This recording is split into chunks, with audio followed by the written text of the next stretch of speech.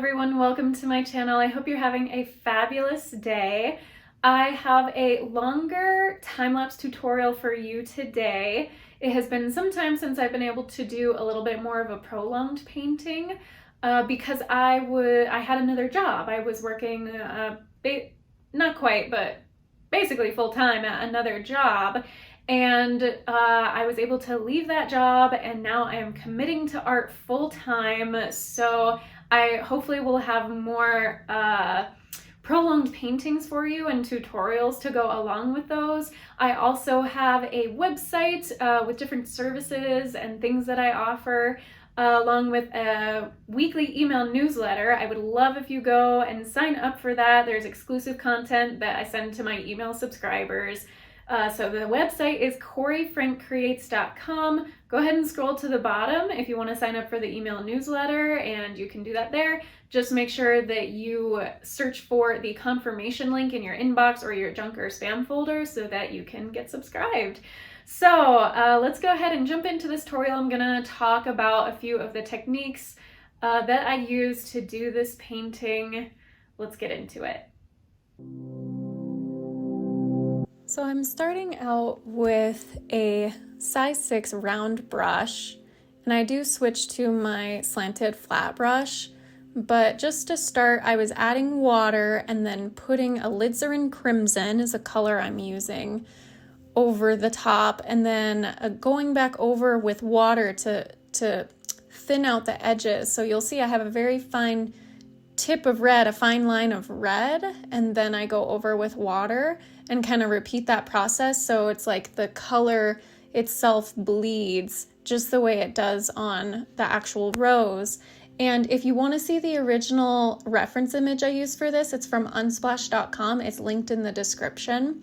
And I didn't wind up actually mixing up a color for the pink color of this rose. I probably could have, but I went ahead and just used the alizarin crimson because it was close enough. But typically if you want it to be more exact to your photo, you'll mix up some colors. I probably would have added a little bit of the cadmium red medium. But anyhow, so you see kind of over and over, I'm just very carefully, you see now I'm using this slant tipped brush. It comes to a fine point at the highest part of the angle. And that is what I'm using to create the really fine line on the edge of each petal. And then I rinse the brush out, and then I go over with a little bit of water towards the edge so that the color bleeds into the water. And then it also helps make that edge, that fine, bright edge of color along the petal, a little bit thinner and a little bit brighter. So there you see I have the line I added, and then I went over with a little bit of water and then add a little more paint for the gradient. So it hopefully is just a nice, even kind of spreading of color rather than feeling like stripes of color. That's what you use the wet into wet technique for, is to help smooth out your colors and blend things out so it's a smooth gradient. And you can, when it's dry or when it's wet, it's a little easier when it's still wet or damp, to rinse off your brush and then really get it really nice and clean, and then dab it on your towel, and then kind of go over with your clean damp brush to lift some of the paint off. You'll see I do that in a couple spots here and there.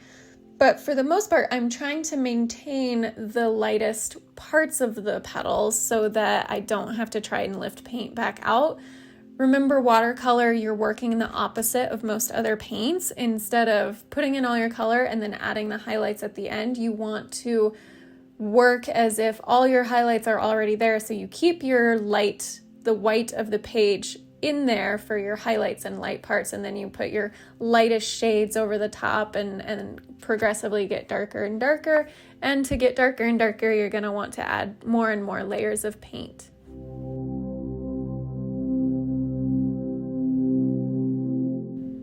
So really just trying to work. You can see I started out, I forgot to mention this at the beginning, I started out with a pencil sketch, and it's a little darker than I typically do, but it was because I knew that I would be going over every single pencil edge really carefully. and so that all of those pencil lines would get covered up. So as long as you paint over dark enough that your pencil lines won't show through, you can go a little darker with your pencil. Or some people like having the pencil lines included almost as an aesthetic of the painting so that their pencil lines are still visible through the paint. That just depends on your style and what you want to do.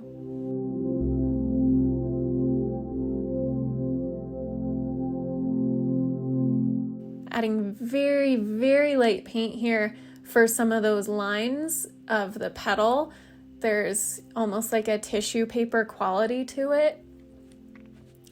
And so now I have kind of completed the main part of the flower itself, the rose itself, and I'm moving on to the leaves and the stem. And going over, I mixed up some sap green and cadmium yellow. Excuse me. So I mixed up that sap green and cadmium yellow and went over with a light layer over the stem and the smaller leaves right around the rose. And then for those bigger leaves down lower, I added a bit more of the cadmium yellow light, or actually I think right now it's Winsor yellow in my palette, which is very similar to cadmium yellow light. And then again, building up in layers. So I added a little bit of the hooker's green, which is almost like a Kelly green, to the sap green, and went over in a layer, and then just working each detail and building it up, you know, so the darker parts of the leaves, like that maybe have some brown on them, adding brown over the top, and trying to wait between each application of paint so that it dries. When I want things to blend out more smoothly, I work wet into wet, but when I want to add darker layers over the top, I try to wait for the paint itself to completely dry before going back over again. And you can see on that leaf on the right, there's a little line for kind of the center of the leaf, the rib of the leaf. I maintained that. Same with this leaf I'm currently working on. See that kind of light line in the middle? I'm maintaining that. Just like I spoke about earlier, you want the lightest parts to be maintained through the paper. And same here. So adding a little bit of the kind of burnt umber and alizarin crimson for the sort of reddish brown parts of the leaf. And then just filling in each leaf, really adding a little bit. The browns I used were mostly burnt umber. I did use a little bit of the burnt sienna as well for that really orangey brown color.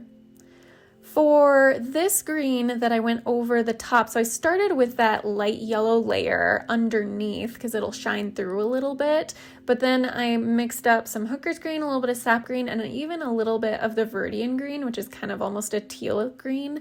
So I went over that, and once that had dried, I took this pen and nib, it's dry, to scrape out the surface layer of paint down to either the yellow or the white of the paper, so that it created the illusion of the ribs of the leaves, because I didn't want to, that was just too much detail to try and maintain. So that's why I put the lighter layer of paint underneath, then went over with the darker layer and then used the pen and nib. And I'm doing the same here, and unfortunately I got a little too impatient and the paint wasn't dry yet, so you can see down at the bottom part of that leaf on the right, a little too much of the paper tore away, so I had to kind of go back and fix that a bit here and there. Filling in, again, some more shadowing and detail, just building up layer by layer. That's what's really going to help things look more realistic or more complete.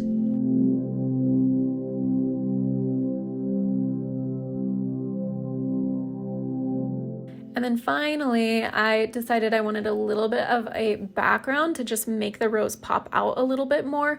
So I mixed up some ultramarine blue with that Viridian green to make a sort of teal color.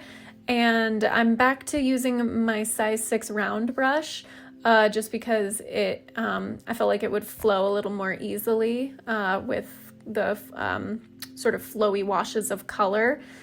And interestingly enough, I think the edge of my hand had gotten a little too much oil from my skin on the paper, so you'll see some of the paint just kind of like naturally not sticking to the paper because I think there was oil from my hands on the paper. But anyway, I did my best to really fill in some of those dark areas right around the rose, and then add a little more detail to bump up that rose a little bit, some of the shadowing and color here and there.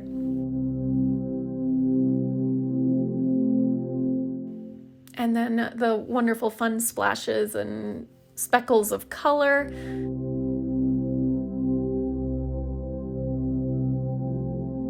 And then there is the final piece.